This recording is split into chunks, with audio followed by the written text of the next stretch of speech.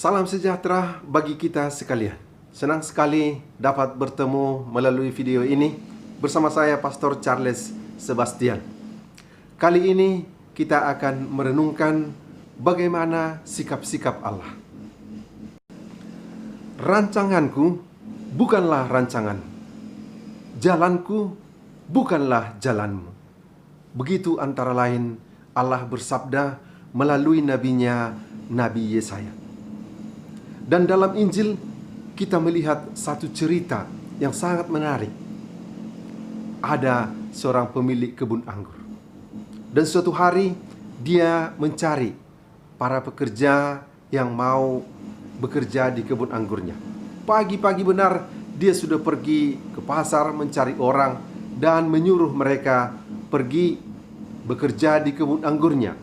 Sesudah menyepakati upah 1 dinar 1 hari. Tetapi jam 9 tuan kebun anggur itu pergi lagi untuk mencari pekerja-pekerja yang lain. Dan mereka disuruh pergi bekerja di kebun anggurnya.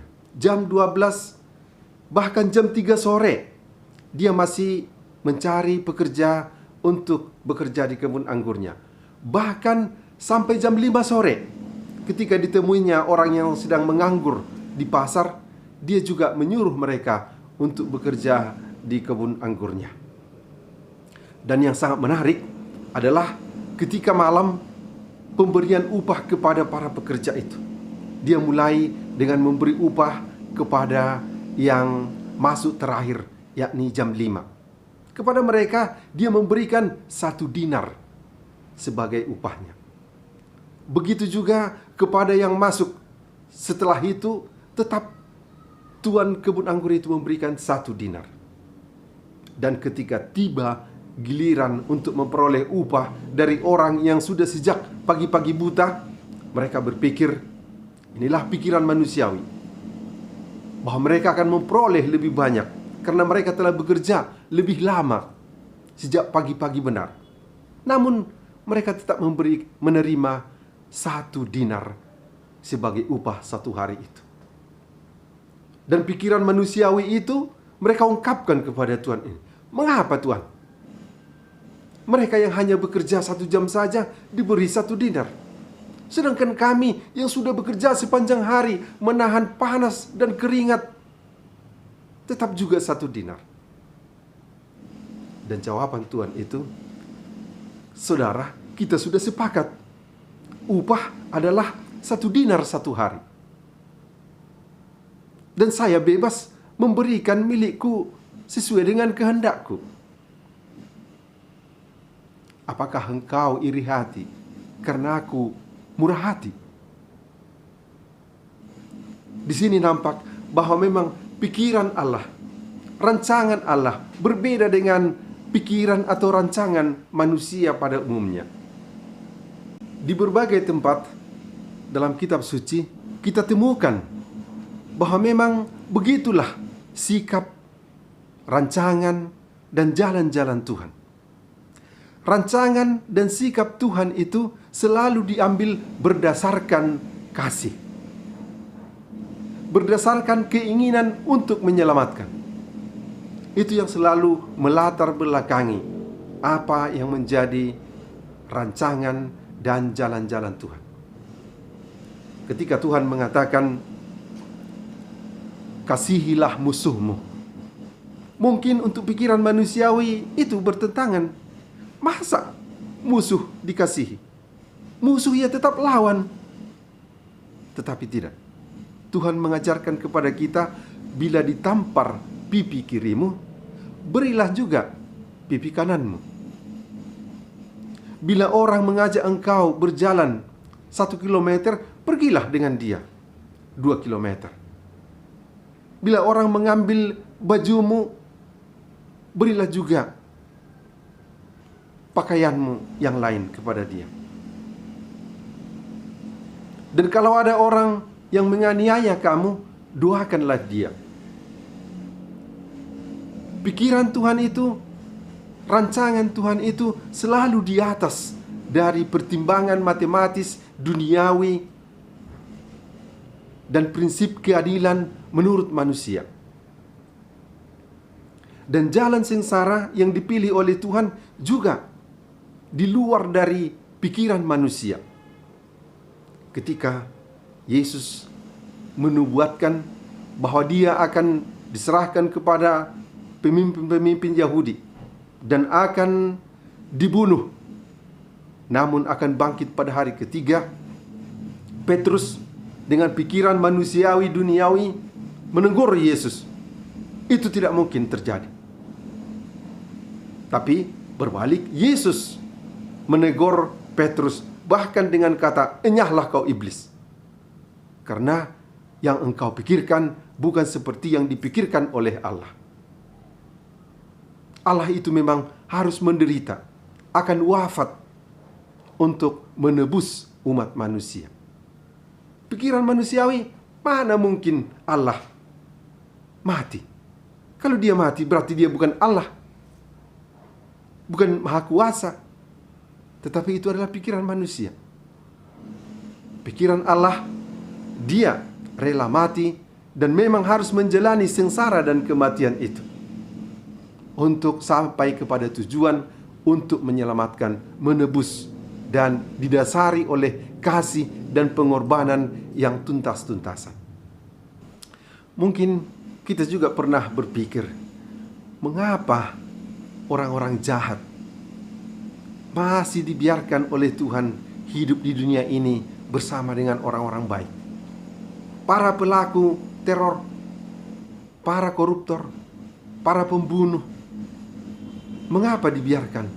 Bahkan sehat-sehat. Menurut pikiran kita, Allah yang menginginkan kebaikan tentu ingin menyingkirkan yang jahat-jahat ini. Tetapi tidak. Di balik pikiran manusiawi, duniawi kita, Tuhan masih memberi kesempatan, memberikan waktu kepada manusia untuk berpaling, untuk bertobat. Bahkan Tuhan menyimpulkan Allah itu sempurna kasihnya ketika dia memberikan mataharinya baik bagi orang jahat maupun orang baik, menurunkan hujannya baik bagi orang jahat maupun bagi orang baik. Dan Tuhan memberi kebebasan kepada manusia untuk menentukan jalannya. Dia tidak memaksa. Kalau dia mau memaksa, dia bisa, dia maha kuasa. Jalanlah di sini, jangan lakukan ini. Tetapi tidak. Tanda kasih Tuhan justru diberikan kepada manusia dengan memberi kebebasan kepada manusia. Karena kasih yang sesungguhnya bukan kasih yang dipaksa, paksaan atau terpaksa, tetapi kasih yang bebas. Namun Tuhan menginginkan semua orang ikut dalam keselamatan. Dia beri kebebasan tanpa batas sepenuh-penuhnya bagi orang untuk menunjukkan, membalas cintanya itu. Itulah pikiran, jalan-jalan, dan rancangan yang luar biasa dan jauh di atas dari perkiraan sikap-sikap manusiawi kita. Di dalam Injil berkali-kali kita membaca atau mendengar bahwa Yesus bersoal jawab dengan para Farisi dan orang pemimpin Yahudi, secara khusus mengenai peraturan-peraturan Sabat. Ketika Tuhan melanggar peraturan Sabat, dia dilatar belakangi oleh kasih.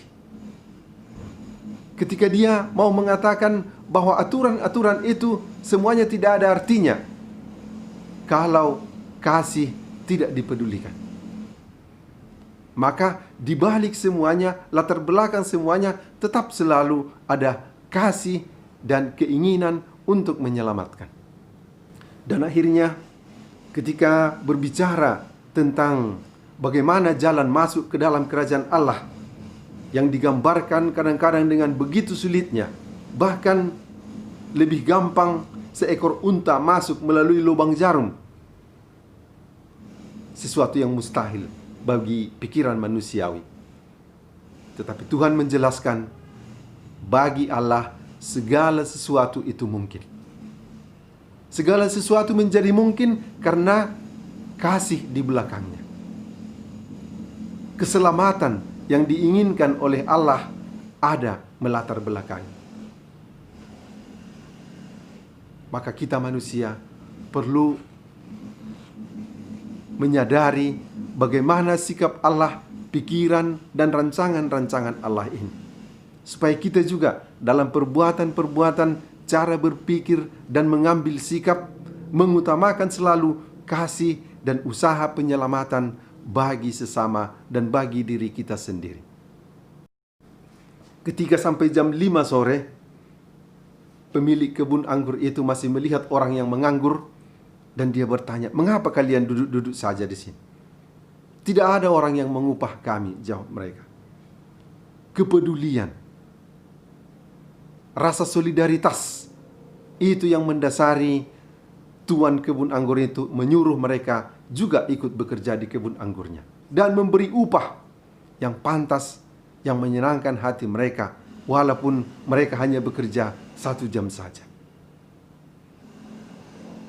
Maka marilah kita berusaha menyesuaikan cara berpikir, merancangkan sesuatu dan jalan-jalan kita sesuai dengan pikiran dan jalan-jalan serta rencana Tuhan. Karena bersama dengan rencana Tuhan, bersama dengan kasih-Nya, segala sesuatu pada akhirnya akan menjadi baik.